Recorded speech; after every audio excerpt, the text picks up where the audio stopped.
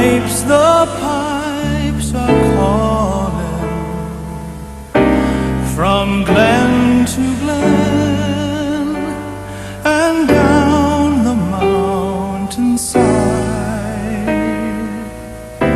The summer's gone and all the flowers are dying.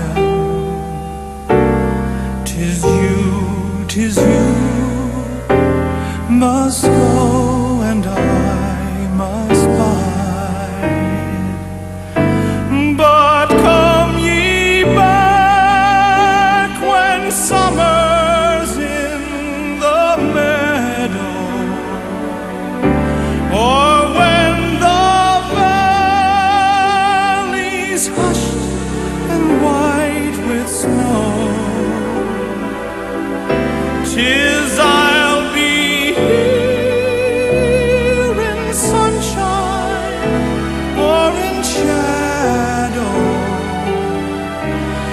Oh, Danny boy, oh, Danny boy, I love you so.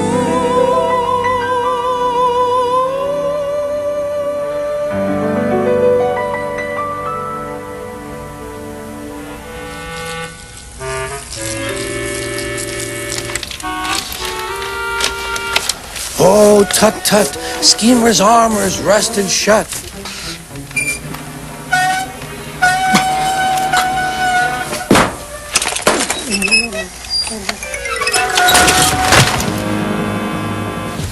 Billy, Stacy, I've got the candy. Where is everybody? Oh, foo and fie, my plan's gone awry. I'd better scrammeroo while I think what to do.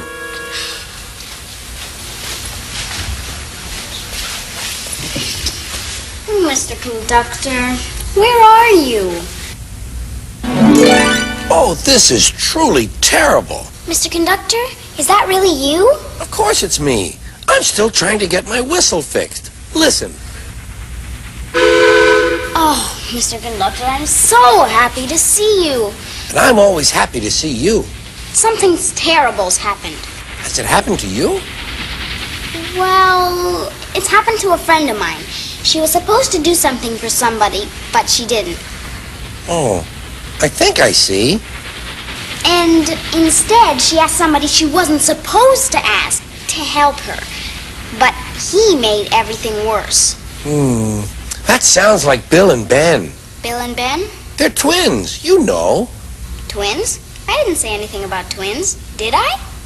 No, I did. I wanted to tell you what happened to them. One morning, Bill and Ben were busy at the quarry, pushing and pulling cars filled with clay into their proper places. The twins are cheeky and love playing tricks, but they were growing restless. "Listen, Bill," said Ben, "can you hear something?" "What sort of something?" asked Bill. "Something different," replied Ben. "I can't hear anything different," said Bill. "Exactly," huffed Ben. "Everything is the same. Sounds the same, looks the same. What we need is a surprise." "Surprise what?" asked Bill. Before Ben could answer, the quarry master arrived. "I have just received a message from Sir Topham Hatt. He wants you to go to the station at the harbor." "I wonder what we've done wrong this time," said Bill anxiously. "It must be you," replied Ben. "Why me?" exclaimed Bill. "I've not done anything."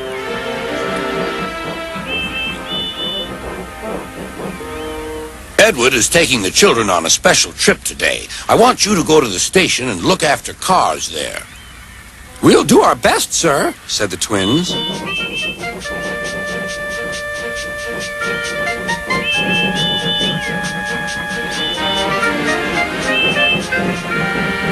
Gordon spoke severely to them. "You must behave here. You're on the main line now."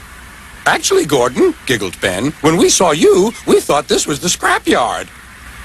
Gordon was cross.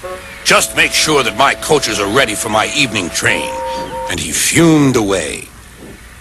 The twins laughed and set to work. "This is easy," they said to each other. "We know all about cars." but I'm afraid they didn't. "No need for that," shouted the cars as the twins pushed them into place. "We'll show you around. We want to help."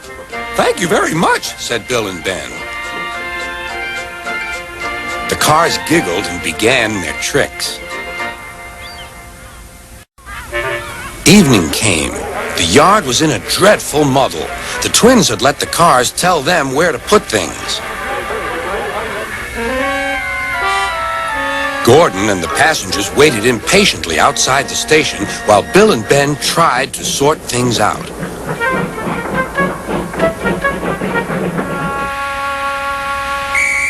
But by the time Gordon was able to leave, it was very late indeed.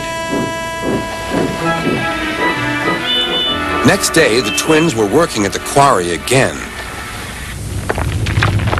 "That's a strange noise," gasped Bill. "I've never heard a noise like that before."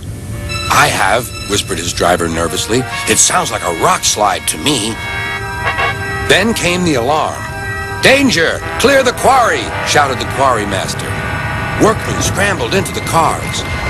"Thank goodness we're here," said the twins.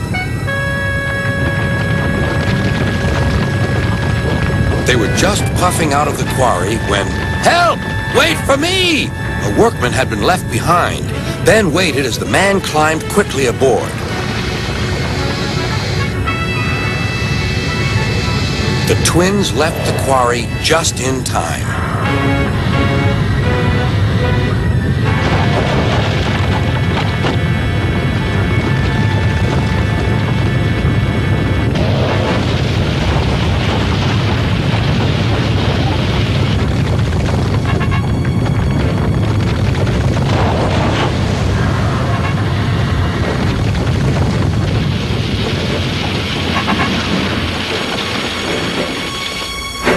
Everyone was safe, but rubble lay all around.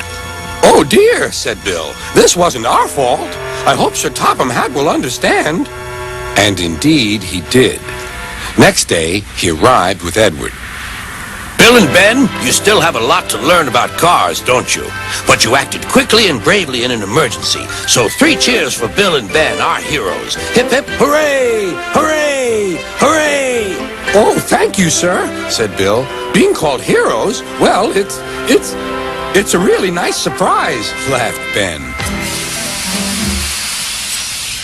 So you see, everyone was angry with Bill and Ben because they were careless and made a mistake. But they weren't careless when it really mattered. They were brave, which goes to show that things aren't always as terrible as you might think. But this is truly terrible, Mr. Conductor. You mean about your friend? She's not my friend. Mr. Conductor, I have a confession to make. That friend I was telling you about is really me. Your friend is you? Yes, and I used your magic sparkle dust to free your double. I see. So that's somebody who did what you were supposed to do and made everything worse? Is my double? Yes, I'm sorry. Then I wonder where he could be. I don't know.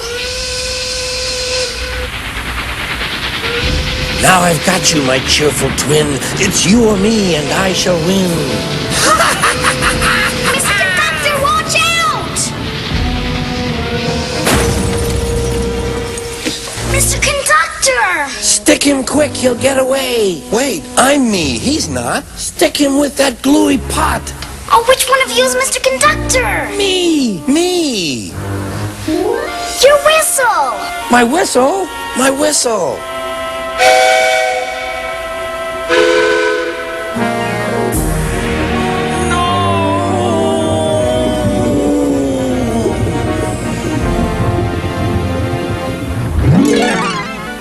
Yes!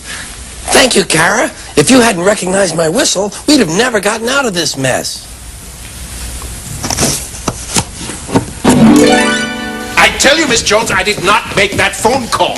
Leaky Park has been leak-free for several days now. Oh, but it sounded just like you, sir. Well, it wasn't me. It must have been an imposter. Now, I've wasted enough time today. Where's my picture? Ah, Mr. J.B. King, Esquire, exalted head. Schemer? Is that you in there? Ah, Mr. J.B. King, You no doubt have come to help me, Sir Scheme-a-Lot, do battle with the Monster Nickel. Miss Jones? Yes, sir. Mr. Two Feathers, has Schemer been under a lot of stress lately? Mr. Two Feathers. No, JB. He was fine this morning. Fine. Yeah, but he wasn't dressed like that this morning. Boy, what an outfit. Boy, oh boy. Boy. Danny boy. It's a sad song. I'm gonna start crying again. I'm gonna go home to see my mommy before I rust up again.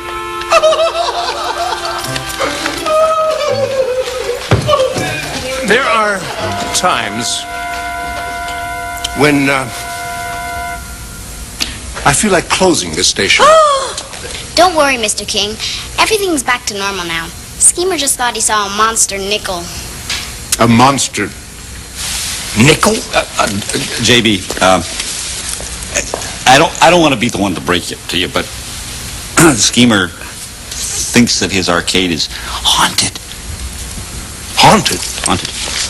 Haunted? That's impossible. There are no ghosts in any of my stations. No. Oh, yes, no, but you know Schemer, Mr. King, he's afraid of his own shadow. Yeah, he's just trying to protect us from these monster nickels. Not that there are any. No. Well, you know, I'm all for staff loyalty, Miss Jones, but I think he needs a good talking to. Leave it to me, sir. Fine. Good. I just hope he doesn't get too near any magnets with that metal suit of his. Ooh. Well, I must be off. Where's my picture? I'll get it.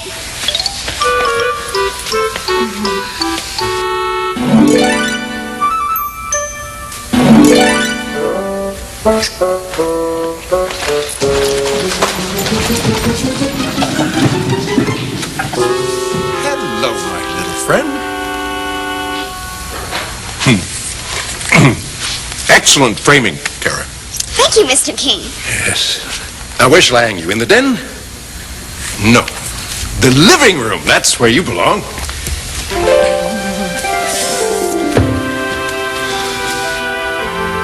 Did you get your whistle fixed, Mr. C? It's as good as new, Billy. So why was Mrs. Earlybird late?